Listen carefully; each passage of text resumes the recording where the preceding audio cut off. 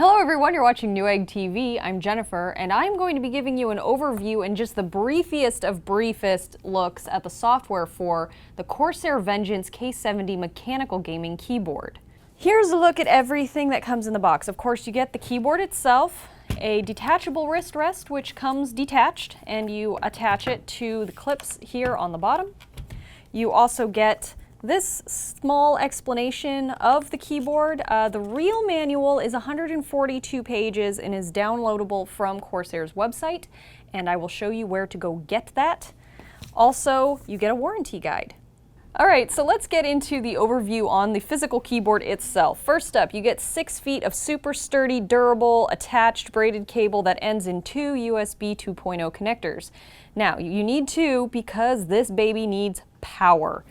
Underneath each one of these keycaps is 3 separate LEDs, one red, one green, and one blue, but you already knew that. Now, to power those, you're going to need extra power, which is why 2 USB 2.0 connectors as opposed to 1. And additionally, this does have onboard memory to save your profiles, so if you unplug this from one computer and plug it into another one, you don't have to start all over again. And when we get to the software, you'll understand why that's a good thing.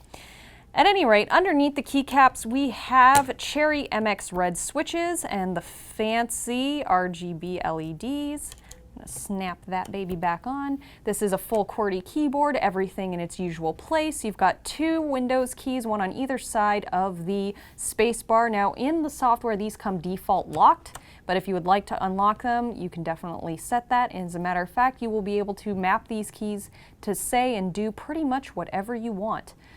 It will be your slave. Anyway, coming across the top, we've got some media controls. Now, you've got stop, backwards, play, pause, and forwards, as well as a really nice volume knob and a mute button. These are also controllable in the software, and you can configure them to a multitude of multimedia players, and it comes pre-programmed with 4 different ones. Whichever one you use, you can choose as the default and whatever, and it will work with those. Over here we have a brightness button. This has 4 different settings to adjust your brightness, but of course the brightness is completely configurable without this. So once you set up your lighting options, you can determine how much brightness and intensity you want on each of those options with or without this button. And this is a quick and handy Windows lock and unlock button here. So if you want the Windows buttons unlocked by default, you can set it in the software, and then you can turn it on and off at will really quickly right there. On the back side, we have 4 flip-out feet. These flip-out feet can help adjust the ergonomics of the keyboard to your liking.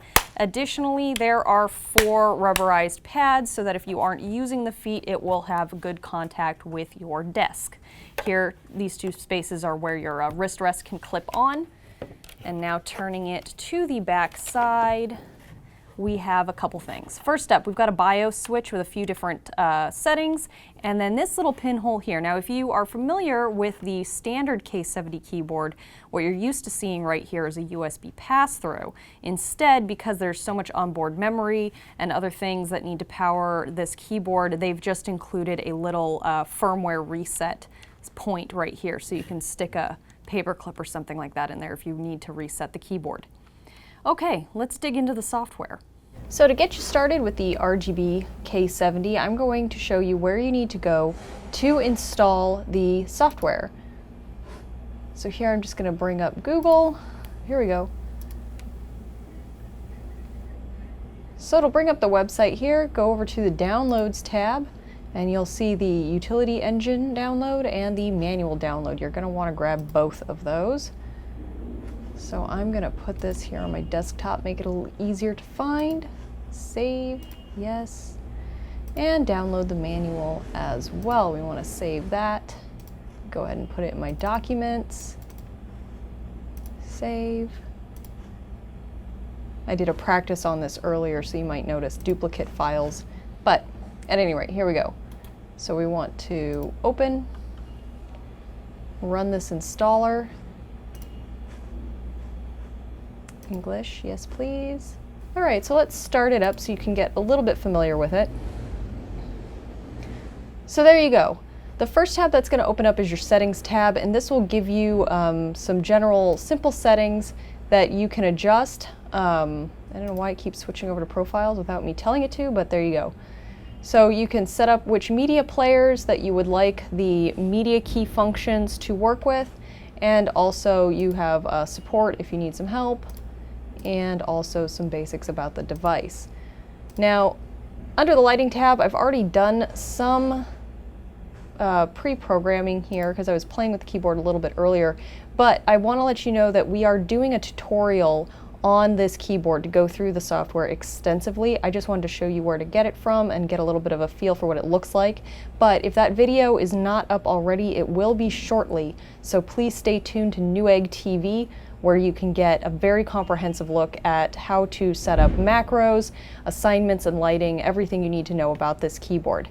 Okay, that wraps up this overview and brief look at the software for the Corsair Vengeance K70 keyboard. Thank you so much for joining me, and I really hope that if you purchase the K70, you make use of all of the customizable options that are out there. You can really turn this keyboard into an impressive and powerful tool for gaming or whatever you'd like it to do, or if you just want it to entertain you, you can make that happen as well. Anyway, I'm Jennifer, and thank you for watching Newegg TV.